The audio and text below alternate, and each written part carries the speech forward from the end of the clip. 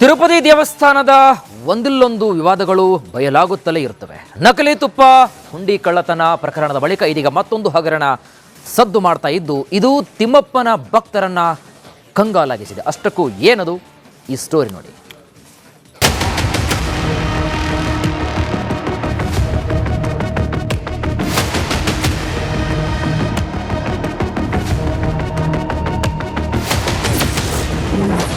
ತಿರುಪತಿಯಲ್ಲಿ ಮತ್ತೊಂದು ಅತಿದೊಡ್ಡ ಹಗರಣ. ಫೇಕ್ ಸಿಲ್ಕ್ ದುಪ್ಪಟ್ಟ ಖರೀದಿಸಿ ಗೋಲ್ಮಾಲ್. ತಿರುಪತಿಯಲ್ಲಿನ ಹಗರಣಗಳು ಮೇಲಿಂದ ಮೇಲೆ ಬಯಲಾಗುತ್ತಲೇ ಇವೆ. ಲಡ್ಡುವಿಗೆ ಬಳಸಿದ ತುಪ್ಪದಲ್ಲಿ ಪ್ರಾಣಿ ಕೊಬ್ಬು ಬಳಕೆ, ದೇಣಿಗೆ ಕಳ್ಳತನ ಮಾಡಿದ ಪ್ರಕರಣ, ಈ ಘಟನೆಗಳು ಭಕ್ತರನ್ನ ಕಂಗಾಲಾಗಿಸಿವೆ. ಇದರ ಬೆನ್ನಲ್ಲ ಇದೀಗ ಮತ್ತೊಂದು ಹಗರಣ ಬಯಲಾಗಿದೆ. ಫೇಕ್ ಸಿಲ್ಕ್ ದುಪ್ಪಟ್ಟ ಸ್ಕ್ಯಾಮ್ ಹೊರಬಿದ್ದಿದೆ.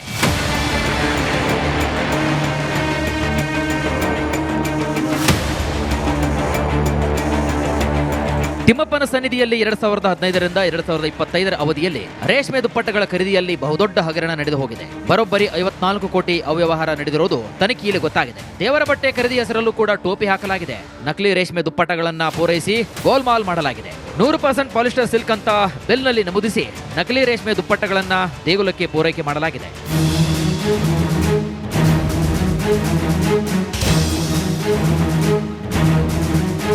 ಹತ್ತು ವರ್ಷಗಳಿಂದ ನಡೀತಾ ಇದ್ದಂತಹ ರೇಷ್ಮೆ ವಂಚನೆ ಜಾಲವನ್ನ ಟಿಟಿಡಿ ಬಯಲಿಗೆ ಎಳೆದಿದೆ. ಪೂರೈಕೆದಾರರೊಬ್ಬರು ಸುಮಾರು 1 ದಶಕದಿಂದ ಪಾಲಿಸ್ಟರ್ ದುಪ್ಪಟ್ಟಗಳನ್ನು ವಿತರಿಸಿ ವಂಚಿಸಿದ್ದಾರೆ. ಇದರಿಂದ ಕೋಟಿ ನಷ್ಟವಾಗಿದೆ ಅಂತ ಆರೋಪಿಸಲಾಗಿದೆ.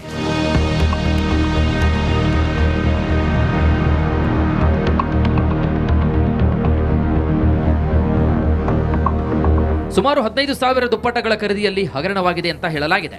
ಒಂದು ದುಪ್ಪಟ್ಟಕ್ಕೆ 1,389 ರೂಪಾಯಿಯಂತೆ ಖರೀದಿ ಮಾಡಲಾಗಿದೆ. ಎಲ್ಲಾ ದುಪ್ಪಟ್ಟಗಳನ್ನ ರೇಷ್ಮೆಯಿಂದ ಮಾಡಿರೋದು ಅಂತ ಖರೀದಿಸಿದ್ದಾರೆ. ಅನುಮಾನಗೊಂಡು ದುಪ್ಪಟ್ಟಗಳನ್ನ ಪರೀಕ್ಷೆಗೆ ಕಳುಹಿಸಲಾಗಿತ್ತು. ಇನ್ನು ಸೆಂಟ್ರಲ್ ಸಿಲ್ಕ್ ಬೋರ್ಡ್ ಹಾಗೂ 2 ಲ್ಯಾಬೊರೇಟರೀಸ್ಗಳಿಂದ ಬಂದಿರುವಂತಹ ವರದಿಯಲ್ಲಿ ಅದು ನಕಲಿ ಸಿಲ್ಕ್ ಅನ್ನೋದು ಸಾಬೀತಾಗಿದೆ. ಈ ಪ್ರಕರಣವನ್ನ ಪೂರ್ಣ ತನಿಖೆಗಾಗಿ ಆಂಧ್ರಪ್ರದೇಶ ಭ್ರಷ್ಟಾಚಾರ ನಿಗ್ರಹ ದಳಕ್ಕೆ ಔಪಚಾರಿಕವಾಗಿ ಹಸ್ತಾಂತರಿಸಲಾಗಿದೆ. Bureau report, republic Kannada. ನೋಡಿ, ಸಾಮಾನ್ಯವಾಗಿ ಒಂದು ಮಾತನ್ನ ನಾವು ಹೇಳ್ತಿರ್ತೀವಿ, ತಿರುಪ್ತಿ ನಾಮ ಅಂತ. ಏನಾದರೂ ಮೋಸ ಬಿಟ್ರೆ ಅವನು ನಿಮಗೆ ತಿರುಪ್ತಿ ನಾಮ ಹಾಕಿದ ಅಂತ. ಆದರೆ ಇಲ್ಲಿ ದೇವರಿಗೆ ನಾಮವನ್ನು ಹಾಕಿದ್ದಾರೆ ಇಲ್ಲಿ ಕಳ್ಳರು. ಯಾವ ರೀತಿಯಾಗಿ ಎಷ್ಟು ಹೈಡ್ರಾಮ ಆಗಿದೆ ಇಲ್ಲಿ. ತಿರುಪತಿಗೆ ನಾಮವನ್ನು ಹೇಗೆಲ್ಲ ಹಾಕಿದ್ದಾರೆ ನೋಡಿ. ತಿಮ್ಮಪ್ಪನ ದೇಗುಲಕ್ಕೆ ನಕಲಿ ರೇಷ್ಮೆ ದುಪ್ಪಟ್ಟವನ್ನ ಪೂರೈಕೆ ಮಾಡಿದ್ದಾರೆ. ಇಲ್ಲಿ ರೇಷ್ಮೆ ಅಂತ ಪಾಲಿಸ್ಟರ್ ದುಪ್ಪಟ್ಟವನ್ನ, ಶಾಲುಗಳನ್ನ ಮಾರಾಟ ಮಾಡಿದ್ದಾರೆ. ಉತ್ತಮವಾದಂತಹ ರೇಷ್ಮೆ ಅಂತ ಪಾಲಿಸ್ಟರ್ ದುಪ್ಪಟ್ಟವನ್ನ ಹಾಗೂ ಶಾಲುಗಳನ್ನು ಮಾರಿದ್ದಾರೆ. ಶುದ್ಧವಾದಂತಹ ಮಲ್ಬೇರಿ ರೇಷ್ಮೆ ಅಂತ ಬಿಲ್ನಲ್ಲಿ ನಮೂದು ಮಾಡಿದ್ದಾರೆ. ನಿಮಗೆ ಇಲ್ಲಿರ್ತಕ್ಕಂತಹ ಶುದ್ಧ ರೇಷ್ಮೆ ಬೇರೆ ಎಲ್ಲೂ ಸಿಗಲ್ಲ ನಿಮಗೆ. ಹಾಗಾಗಿ ಇದು ಶುದ್ಧ ಮಲ್ಬೇರಿ ರೇಷ್ಮೆಯಿಂದ ಮಾಡಿರ್ತಕ್ಕಂತಹ ಶಾಲ್ಗಳು ಅಂತ ಬಿಲ್ನಲ್ಲಿ ನೇಮಕ ಮಾಡಲಾಗಿದೆ. ಇನ್ನು 2015 ಮತ್ತು 2025 ನಡುವೆ ಈ ನಕಲಿ ದುಪ್ಪಟ್ಟವನ್ನ ಪೂರೈಕೆ ಮಾಡಿದ್ದಾರೆ ಅಂತಕ್ಕಂಥದ್ದು ತನಿಖೆಯಿಂದ ಇಲ್ಲಿ ಗೊತ್ತಾಗ್ತಾ ಇದೆ. 2015 ಮತ್ತು 25 ನಡುವೆ ಅಂದರೆ 10 ವರ್ಷಗಳ ಈ ಒಂದು ಅವಧಿಯಲ್ಲಿ ಇನ್ನು ಸುಮಾರು 1 ಅಲ್ಲ 2 ಅಲ್ಲ 54 ಕೋಟಿ ರೂಪಾಯಿ ಮೌಲ್ಯದ ವಂಚನೆ ಇದೀಗ ತನಿಖೆಯಿಂದ ಬಯಲಾಗಿದೆ. ಬರೇ ರೇಷ್ಮೆ ಶಾಲು ದುಪ್ಪಟ್ಟ ಯಾವ ರೀತಿಯಾಗಿ ಮೋಸ ಮಾಡಿದ್ದಾರೆ ಅಂತಕ್ಕಂಥದ್ದು 54 ಕೋಟಿ ಮೌಲ್ಯದ ಒಂದು ವಂಚನೆ ಬಯಲಾಗಿರ್ತಕ್ಕಂಥದ್ದು. ಇನ್ನು ನೀವು ದುಪ್ಪಟ್ಟವನ್ನು ನೋಡಿದ್ರೆ ಅದರದೇ ಆಗಿರ್ತಕ್ಕಂತಹ ಕೆಲವೊಂದಷ್ಟು ಕ್ವಾಲಿಟಿಯನ್ನು ಹೊಂದಿರುತ್ತೆ. ದುಪ್ಪಟ್ಟದ ಮೇಲೆ ಓಂ ನಮೋ ವೆಂಕಟೇಶಾಯ ಅಂತ ಬರೆದಿರಬೇಕು ಕಡ್ಡಾಯವಾಗಿ.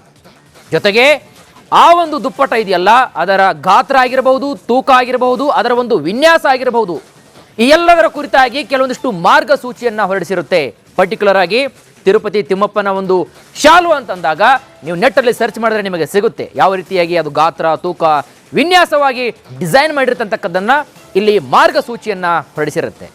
ಜೊತೆಗೆ ರೇಷ್ಮೆ ದುಪ್ಪಟ್ಟ ಇದರ ಮೇಲೆ ಸಿಲ್ಕ್ ಮತ್ತು ಹೋಲೋಗ್ರಾಮ್ ಟ್ಯಾಗ್ ಇಲ್ಲವೇ ಇಲ್ಲ. ಸೊ ಹಾಗಾಗಿ ಈ ಎಲ್ಲವೂ ಕೂಡ ಪ್ರಮುಖ ಅಂಶಗಳು ಇದೀಗ ತನಿಖೆಯಿಂದ ಬಯಲಾಗ್ತಾ ಇದೆ. ಒಟ್ಟು 1 ಅಲ್ಲ 2 ಅಲ್ಲ 54 ಕೋಟಿ ರೂಪಾಯಿದ ಮೌಲ್ಯ ವಂಚನೆಯಾಗಿರ್ತಕ್ಕಂಥದ್ದು ಇದೀಗ ತನಿಖೆಯಿಂದ ಬಯಲಾಗಿದೆ. ಹಾಗಾಗಿ ಯಾರೆಲ್ಲ ಇದರ ಹಿಂದಿದ್ದಾರೆ ತನಿಖೆಯಿಂದ ಗೊತ್ತಾಗಬೇಕಾಗತ್ತೆ.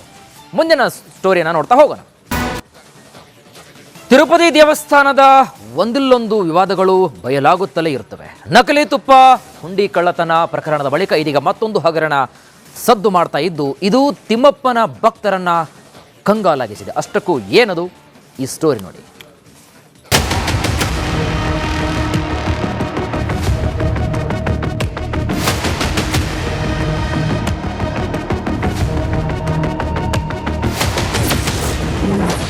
ತಿರುಪತಿಯಲ್ಲಿ ಮತ್ತೊಂದು ಅತಿದೊಡ್ಡ ಹಗರಣ.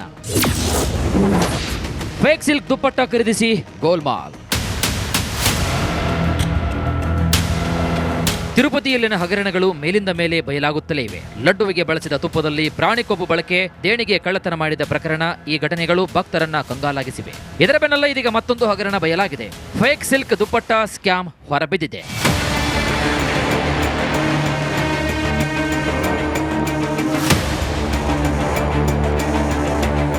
ತಿಮ್ಮಪ್ಪನ ಸನ್ನಿಧಿಯಲ್ಲಿ 2015ರಿಂದ 2025 ಅವಧಿಯಲ್ಲಿ ರೇಷ್ಮೆ ದುಪ್ಪಟ್ಟಗಳ ಖರೀದಿಯಲ್ಲಿ ಬಹುದೊಡ್ಡ ಹಗರಣ ನಡೆದು ಹೋಗಿದೆ. ಬರೋಬ್ಬರಿ 54 ಕೋಟಿ ಅವ್ಯವಹಾರ ನಡೆದಿರುವುದು ತನಿಖೆಯಲ್ಲಿ ಗೊತ್ತಾಗಿದೆ. ದೇವರ ಬಟ್ಟೆ ಖರೀದಿ ಹೆಸರಲ್ಲೂ ಕೂಡ ಟೋಪಿ ಹಾಕಲಾಗಿದೆ.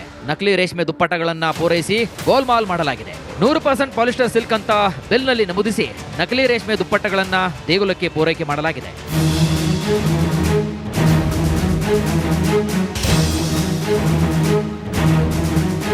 ಹತ್ತು ವರ್ಷಗಳಿಂದ ನಡೀತಾ ಇದ್ದಂತಹ ರೇಷ್ಮೆ ವಂಚನೆ ಜಾಲವನ್ನ ಟಿಟಿಡಿ ಬಯಲಿಗೆ ಎಳೆದಿದೆ. ಪೂರೈಕೆದಾರರೊಬ್ಬರು ಸುಮಾರು 1 ದಶಕದಿಂದ ಪಾಲಿಸ್ಟರ್ ದುಪ್ಪಟ್ಟಗಳನ್ನು ವಿತರಿಸಿ ವಂಚಿಸಿದ್ದಾರೆ. ಇದರಿಂದ ಕೋಟಿ ನಷ್ಟವಾಗಿದೆ ಅಂತ ಆರೋಪಿಸಲಾಗಿದೆ.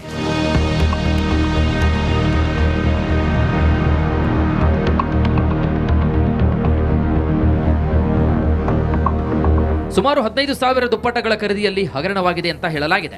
ಒಂದು ದುಪ್ಪಟ್ಟಕ್ಕೆ 1,389 ರೂಪಾಯಿಯಂತೆ ಖರೀದಿ ಮಾಡಲಾಗಿದೆ. ಎಲ್ಲಾ ದುಪ್ಪಟ್ಟಗಳನ್ನ ರೇಷ್ಮೆಯಿಂದ ಮಾಡಿರೋದು ಅಂತ ಖರೀದಿಸಿದ್ದಾರೆ. ಅನುಮಾನಗೊಂಡು ದುಪ್ಪಟ್ಟಗಳನ್ನ ಪರೀಕ್ಷೆಗೆ ಕಳುಹಿಸಲಾಗಿತ್ತು. ಇನ್ನು ಸೆಂಟ್ರಲ್ ಸಿಲ್ಕ್ ಬೋರ್ಡ್ ಹಾಗೂ 2 ಲ್ಯಾಬೊರೇಟರೀಸ್ಗಳಿಂದ ಬಂದಿರುವಂತಹ ವರದಿಯಲ್ಲಿ ಅದು ನಕಲಿ ಸಿಲ್ಕ್ ಅನ್ನೋದು ಸಾಬೀತಾಗಿದೆ. ಈ ಪ್ರಕರಣವನ್ನ ಪೂರ್ಣ ತನಿಖೆಗಾಗಿ ಆಂಧ್ರಪ್ರದೇಶ ಭ್ರಷ್ಟಾಚಾರ ನಿಗ್ರಹ ದಳಕ್ಕೆ ಔಪಚಾರಿಕವಾಗಿ ಹಸ್ತಾಂತರಿಸಲಾಗಿದೆ. Bureau report, republic Kannada. ನೋಡಿ, ಸಾಮಾನ್ಯವಾಗಿ ಒಂದು ಮಾತನ್ನ ನಾವು ಹೇಳ್ತಿರ್ತೀವಿ, ತಿರುಪ್ತಿ ನಾಮ ಅಂತ. ಏನಾದರೂ ಮೋಸ ಬಿಟ್ರೆ ಅವನು ನಿಮಗೆ ತಿರುಪ್ತಿ ನಾಮ ಹಾಕಿದ ಅಂತ. ಆದರೆ ಇಲ್ಲಿ ದೇವರಿಗೆ ನಾಮವನ್ನು ಹಾಕಿದ್ದಾರೆ ಇಲ್ಲಿ ಕಳ್ಳರು. ಯಾವ ರೀತಿಯಾಗಿ, ಎಷ್ಟು ಹೈಡ್ರಾಮ ಆಗಿದೆ ಇಲ್ಲಿ. ತಿರುಪತಿಗೆ ನಾಮವನ್ನು ಹೇಗೆಲ್ಲ ಹಾಕಿದ್ದಾರೆ ನೋಡಿ. ತಿಮ್ಮಪ್ಪನ ದೇಗುಲಕ್ಕೆ ನಕಲಿ ರೇಷ್ಮೆ ದುಪ್ಪಟ್ಟವನ್ನು ಪೂರೈಕೆ ಮಾಡಿದ್ದಾರೆ. ಇಲ್ಲಿ ರೇಷ್ಮೆ ಅಂತ ಪಾಲಿಸ್ಟರ್ ದುಪ್ಪಟ್ಟವನ್ನು, ಶಾಲುಗಳನ್ನು ಮಾರಾಟ ಮಾಡಿದ್ದಾರೆ. ಉತ್ತಮವಾದಂತಹ ರೇಷ್ಮೆ ಅಂತ ಪಾಲಿಸ್ಟರ್ ದುಪ್ಪಟ್ಟವನ್ನು ಹಾಗೂ ಶಾಲುಗಳನ್ನು ಮಾರಿದ್ದಾರೆ.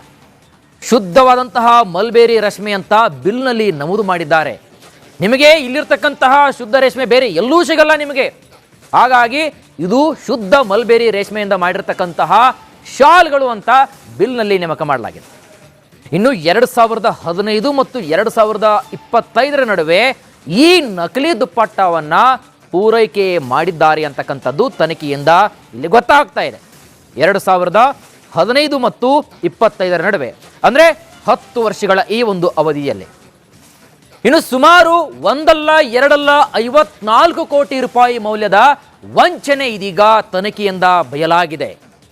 ಬರೇ ರೇಷ್ಮೆ ಶಾಲು ದುಪ್ಪಟ್ಟ ಯಾವ ರೀತಿಯಾಗಿ ಮೋಸ ಮಾಡಿದ್ದಾರೆ ಅಂತಕ್ಕಂಥದ್ದು 54 ಕೋಟಿ ಮೌಲ್ಯದ ಒಂದು ವಂಚನೆ ಬಯಲಾಗಿರ್ತಕ್ಕಂಥದ್ದು. ಇನ್ನು ನೀವು ದುಪ್ಪಟ್ಟವನ್ನು ನೋಡಿದ್ರೆ ಅದರದೇ ಆಗಿರ್ತಕ್ಕಂತಹ ಕೆಲವೊಂದಷ್ಟು ಕ್ವಾಲಿಟಿಯನ್ನು ಹೊಂದಿರುತ್ತೆ. ದುಪ್ಪಟ್ಟದ ಮೇಲೆ ಓಂ ನಮೋ ವೆಂಕಟೇಶಾಯ ಅಂತ ಬರೆದಿರಬೇಕು ಕಡ್ಡಾಯವಾಗಿ. ಜೊತೆಗೆ ಆ ಒಂದು ದುಪ್ಪಟ್ಟ ಇದೆಯಲ್ಲ, ಅದರ ಗಾತ್ರ ಆಗಿರಬಹುದು, ತೂಕ ಆಗಿರಬಹುದು, ಅದರ ಒಂದು ವಿನ್ಯಾಸ ಆಗಿರಬಹುದು, ಈ ಎಲ್ಲದರ ಕುರಿತಾಗಿ ಕೆಲವೊಂದಿಷ್ಟು ಮಾರ್ಗಸೂಚಿಯನ್ನು ಹೊರಡಿಸಿರುತ್ತೆ. ಪರ್ಟಿಕ್ಯುಲರ್ ಆಗಿ ತಿರುಪತಿ ತಿಮ್ಮಪ್ಪನ ಒಂದು ಶಾಲು ಅಂತಂದಾಗ ನೀವು ನೆಟ್ಟಲ್ಲಿ ಸರ್ಚ್ ಮಾಡಿದ್ರೆ ನಿಮಗೆ ಸಿಗುತ್ತೆ ಯಾವ ರೀತಿಯಾಗಿ ಅದು ಗಾತ್ರ, ತೂಕ, ವಿನ್ಯಾಸವಾಗಿ ಡಿಸೈನ್ ಮಾಡಿರ್ತಕ್ಕಂಥದ್ದನ್ನ ಇಲ್ಲಿ ಮಾರ್ಗಸೂಚಿಯನ್ನ ಹೊರಡಿಸಿರುತ್ತೆ. ಜೊತೆಗೆ ರೇಷ್ಮೆ ದುಪ್ಪಟ್ಟ ಇದರ ಮೇಲೆ ಸಿಲ್ಕ್ ಮತ್ತು ಹೋಲೋಗ್ರಾಮ್ ಟ್ಯಾಗ್ ಇಲ್ಲವೇ ಇಲ್ಲ. ಸೊ ಹಾಗಾಗಿ ಈ ಎಲ್ಲವೂ ಕೂಡ ಪ್ರಮುಖ ಅಂಶಗಳು ಇದೀಗ ತನಿಖೆಯಿಂದ ಬಯಲಾಗ್ತಾ ಇದೆ. ಒಟ್ಟು 1 ಅಲ್ಲ 2 ಅಲ್ಲ 54 ಕೋಟಿ ರೂಪಾಯಿದ ಮೌಲ್ಯ ವಂಚನೆಯಾಗಿರ್ತಕ್ಕಂಥದ್ದು ಇದೀಗ ತನಿಖೆಯಿಂದ ಬಯಲಾಗಿದೆ. ಹಾಗಾಗಿ ಯಾರೆಲ್ಲ ಇದರ ಹಿಂದಿದ್ದಾರೆ ತನಿಖೆಯಿಂದ ಗೊತ್ತಾಗಬೇಕಾಗತ್ತೆ. ಮುಂದಿನ ಸ್ಟೋರಿಯನ್ನು ನೋಡ್ತಾ ಹೋಗೋಣ.